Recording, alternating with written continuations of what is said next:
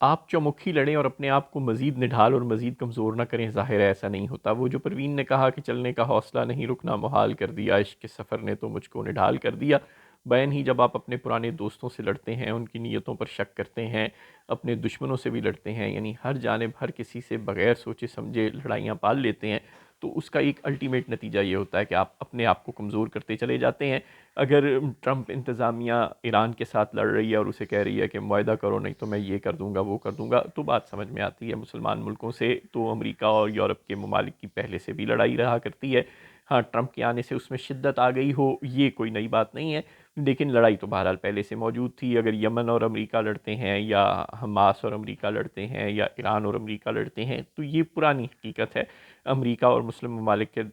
مابین لڑائیاں کوئی نئی بات نہیں ہے، یورپین ممالک اور مسلم ممالک کے مابین لڑائیاں بھی کوئی نئی بات نہیں ہے۔ لیکن اگر امریکہ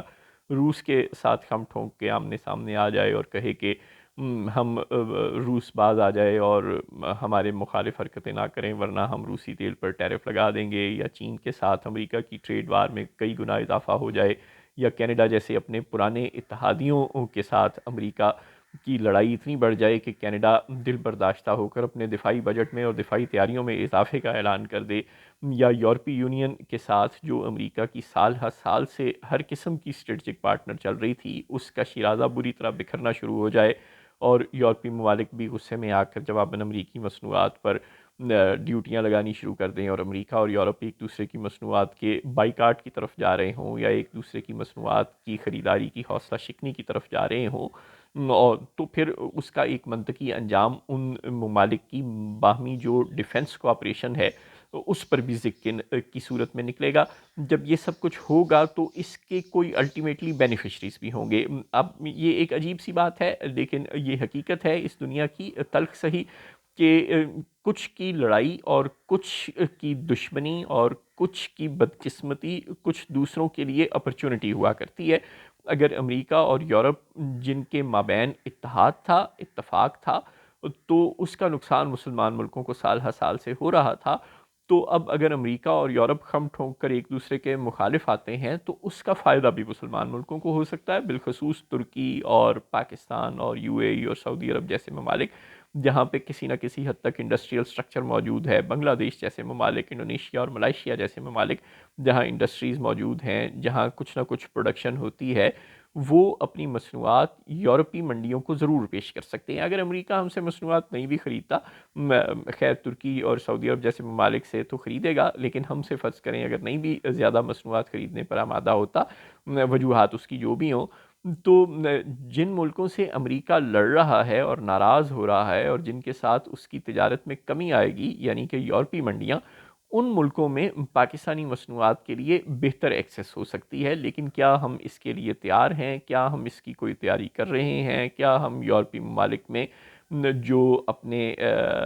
ٹریڈ کونسلیٹس ہیں، کمرشل اتاشی ہیں، ان کو ایکٹیویٹ کر رہے ہیں؟ کیا فارن آفس میں ایسی کوئی سپارک، کوئی ایسی اسٹڈی، کوئی ایسی ہوش ہمیں نظر آ رہی ہے؟ کیا اسحاق ڈار اور ان کی وزارت ایسا کوئی کام کر رہی ہے؟ کیا شہباز شریف اور راولپنڈی کی جانب سے ایسی کوئی انسٹرکشنز جا رہی ہیں فارن آفس کو یا ٹریڈ منسٹری کو، یا فائنانس منسٹری خود سے کچھ ایسا انیشیٹو لے رہی ہے کہ وہ یورپی منڈیوں پر نظر رکھے ہوئے ہو اور دیکھے کہ جہاں کہیں امریکہ کے ساتھ یورپ کی لڑائی ہو رہی ہو، جہاں کہیں کسی قسم کی مصنوعات کی ضرورت ہو جو پاکستان پیدا کرتا ہو،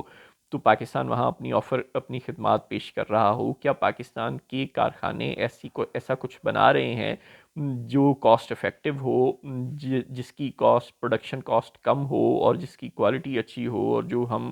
امریکہ اور یورپ کی اس لڑائی کے نتیجے میں امریکہ کو یا یورپ کو یا کینیڈا کو پیش کر سکتے ہوں؟ یقیناً ایسا پاکستان کے پاس بہت کچھ ہوگا اور بہت کچھ ہو بھی سکتا ہے، ملک میں پوٹینشل ہے ہمارے پاس۔ اگر کچھ ایسا نہیں بھی بن رہا یا کم بن رہا ہے تو ہم اپنی پروڈکشن کو ہنگامی بنیادوں پر بڑھا بھی سکتے ہیں اور اس ایسی اپرچونٹی سے فائدہ اٹھا سکتے ہیں، جیسا کہ ہم نے دیکھا تھا کہ کووڈ کے زمانے میں جب ساری دنیا میں شٹ ڈاؤن ہوا تو ہماری ہاں چونکہ اس طرح سے لاک ڈاؤن نہیں لگا تھا تو پاکستان کی ٹیکسٹائل انڈسٹری نے اس زمانے میں کچھ فائدہ اٹھایا تھا، پاکستان کی فارماسیوٹیکل انڈسٹری نے بھی ایسے زمانوں میں کچھ نہ کچھ فائدہ اٹھایا۔ تو اسی طرح پاکستان کی سیمنٹ انڈسٹری بھی مختلف قسم کے بحرانوں کے زمانے میں فائدے اٹھاتی رہی ہے. تو اگر ہمارے ہاں اب بھی انڈسٹریل سیکٹر میں اور ایگریکلچر سیکٹر میں سپارک تو موجود ہے، لیکن اگر ہمارے جو سرکاری اتاشی ہیں، جو ہمارے کونسل خانے ہیں، وہ اچھا کام باہر کر رہے ہوں تو ہم امریکہ اور یورپ کی اس لڑائی سے فائدہ بھی اٹھا سکتے ہیں. سعودی عرب اور ترکی اور یو اے ای اور انڈونیشیا، ملائیشیا تو خیر ایسے فوائد ضرور اٹھائیں گے، لیکن پاکستان ایسا کوئی فائدہ اٹھائے گا؟ کیا اسحاق ڈار اور ان کی وزارت جاگے گی؟ کیا شہباز شریف صاحب کی ایسی کسی تنازع سے فائدہ اٹھانے کی صورتحال پر نظر ہے؟ کیا راولپنڈی کی سوچ پاکستان میں میوزیکل چیئر سے آگے کچھ ہے؟ بدقسمتی سے ان معاملات پر کچھ مثبت رد عمل ہمیں محسوس نہیں ہو رہا، کچھ حرکت ہی محسوس نہیں ہو رہی اسلام آباد اور راولپنڈی کے ایوانوں میں. مگر یہ کہ اگر ہمارے صنعت کار اور کسان خود ہی کچھ ہوش کر لیں تو شاید وہ ایسے تنازعات سے تھوڑا بہت معاشی فائدہ اپنے لیے اور اپنی قوم کے لیے اٹھا سکیں.